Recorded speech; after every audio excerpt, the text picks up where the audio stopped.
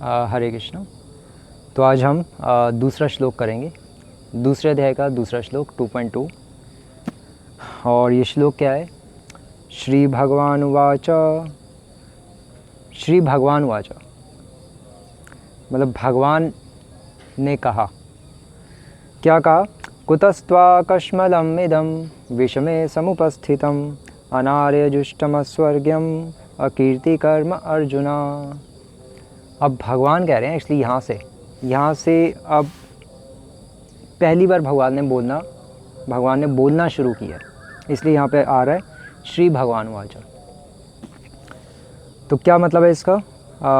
श्री प्रभुपाद लिख रहे हैं इसके अनुवाद में, श्री भगवान ने कहा, हे अर्जुन, तुम्हारे मन में कल्मश आया कैसे? यह उस मनुष्य के लिए तनिक भी अनुकूल नहीं है जो जीवन के मूल्य को जानता हो। इससे उच्च लोक की नहीं अपितु अपयश की प्राप्ति होती है। श्री प्रभुपाद लिख रहे हैं, कुतस्त्वा कश्मलमिदम। कुतस्त्वा मतलब कुतः मतलब कहाँ से, तवा मतलब तुम में, कश्मलमिदम कश्मलम ये गंदगी तुम में कहाँ से आ गई भाई? ये कहाँ से तुम सीख के आ गए? पट्टी किसने पढ़ा दी तुम्हें उल्टी? इदम यह तुम्हें गंदगी कहाँ से प्राप्त हुई? प्राप्त हुई मतलब समुपस्थितम, इसको कहाँ से प्राप्त किया? वो भी कब? विषम में, इस परिस्थिति में जब दोनों सेनाएं लड़ने के लिए बिल्कुल तैयार हैं। या तो तुम मुझे 2 दिन पहले बता देते तो मैं बात कर लेता कि भाई अर्जुन नहीं आएगा, हम सबको युद्ध करना है। वो भी अब मैं तुम्हारा सारथी ही बन गया, सब कुछ ही रेडी है, और अब तुम अनार्यों की तरह बातें कर रहे हो। अनार्य जुष्टम, ये आचरण तो हिजड़ों का है, ये क्षत्रियों का आचरण नहीं है। ये बिल्कुल फालतू की बातें कर रहे हो तुम। ये आर्य लोगों को शोभा नहीं देता। श्री प्रभुपाद लिख रहे हैं इसके तात्पर्य में कि प्रभुपाद जी लिख रहे हैं कि आर्य वो है जो जिन पुरुषों को भौतिक बंधन से मुक्ति का कोई ज्ञान नहीं होता, वे अनार्य कहलाते हैं। जिन्हें भौतिक बंधन से मुक्ति का कोई ज्ञान नहीं होता, जो बिल्कुल जिनको वैदिक सभ्यता का पालन नहीं करते, उनको अनार्य कहते हैं। और प्रभुपाद और भगवान कह रहे हैं, तुम तो आर्य हो, तुम तो सिविलाइज्ड मैन हो, तुम्हें तो जीवन के मूल्यों को पता है, ह्यूमन गोल का पता है तुम्हें कि जीवन का लक्ष्य क्या है। तुम ऐसी बातें कर रहे हो, तुम्हें शोभा नहीं देती है। तुम पांडवों को बिलोंग करते हो, तुम्हारा नाम एक अर्जुन है। अर्जुन मतलब जो प्योर है, जो शुद्ध है। शुद्ध हृदय में ऐसी गंदगी कहाँ से आ गई? मुझे बहुत आश्चर्य हो रहा है। यहाँ भगवान ये पॉइंट आउट करना चाहते हैं।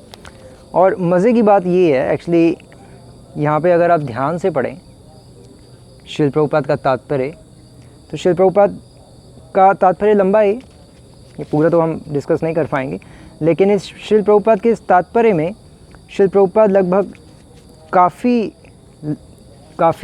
मतलब एक पेज ऑलमोस्ट श्रील प्रभुपाद ने अपनी कमेंट्री का डेडिकेट किया है। किस पॉइंट पे? इस पॉइंट को स्थापित करने के लिए कि भगवान कौन है।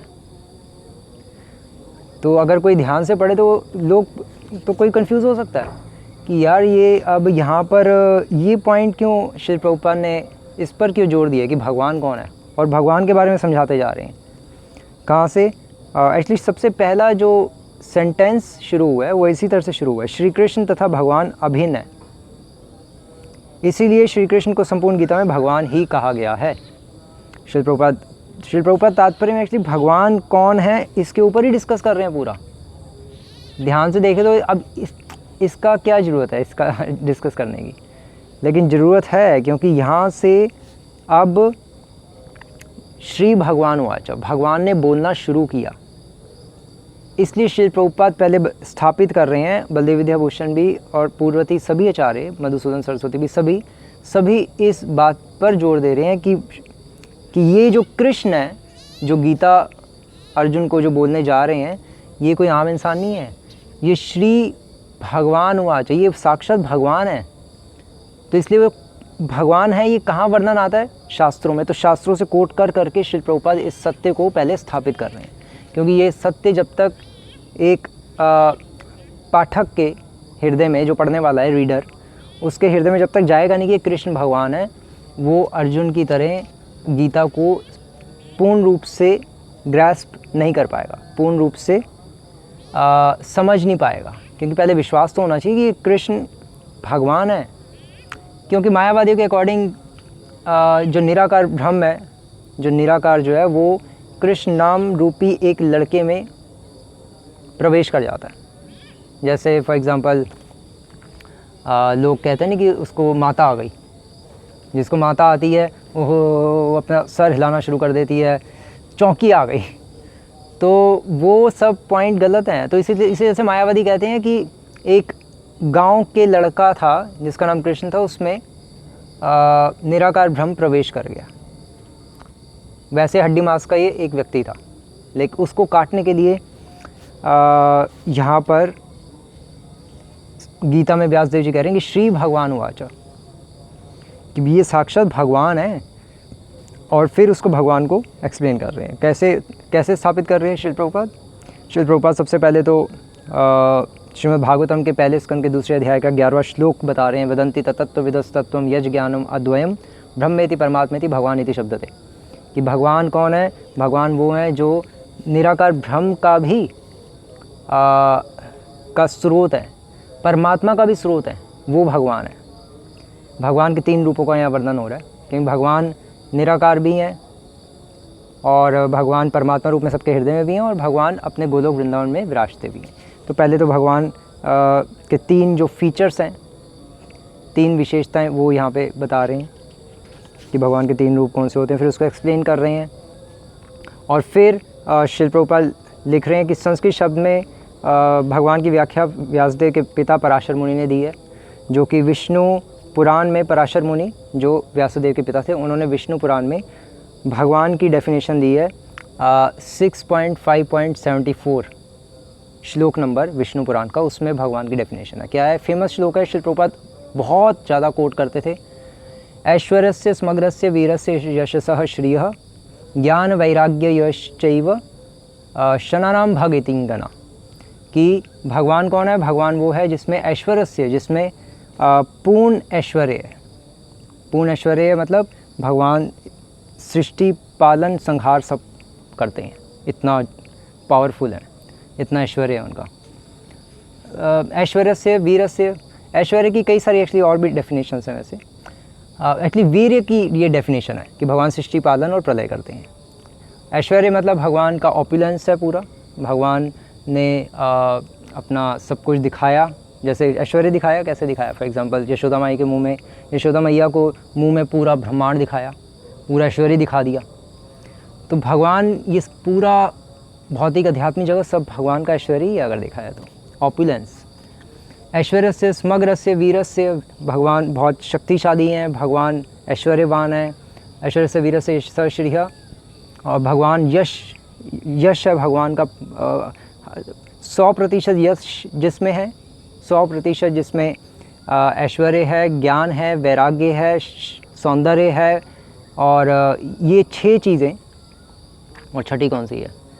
ज्ञान, वैराग्य, सौंदर्य, ऐश्वर्य और यश और बल, ये 6 चीज़ें जिसमें होती हैं वो भगवान है पूर्ण रूप से।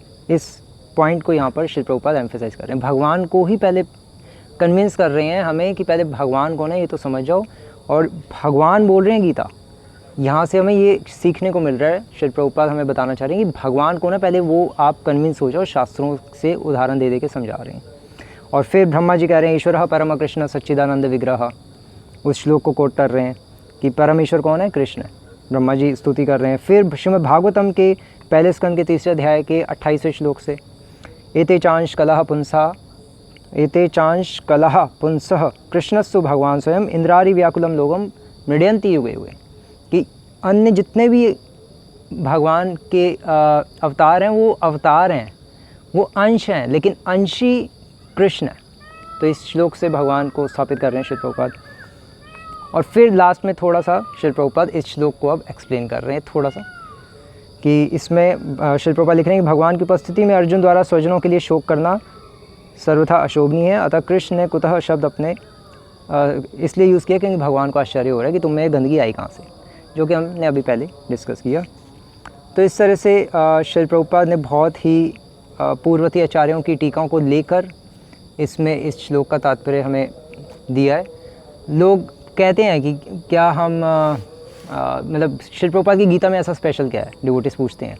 तो इसमें यही स्पेशल है कि श्रील प्रभुपाद ने पूर्ववर्ती आचार्यों की टीकाओं का बहुत अच्छी तरह से समन्वय करके हमारे लिए प्रस्तुत किया है, ताकि हम पढ़ के समझ सकें कि पूर्ववर्ती आचार्य भगवान को हमें पूर्ववर्ती आचार्य हमें क्या समझाना चाह रहे हैं, और सारी कमेंट्रीज़ को रिकंसाइल करके समन्वय करके श्रील प्रभुपाद ने हमें दिया है, ताकि हम सही से प्रत्येक दृष्टिकोण से गीता के हर एक श्लोक को समझ सकें। हरे कृष्णा। श्रील प्रभुपाद की जय।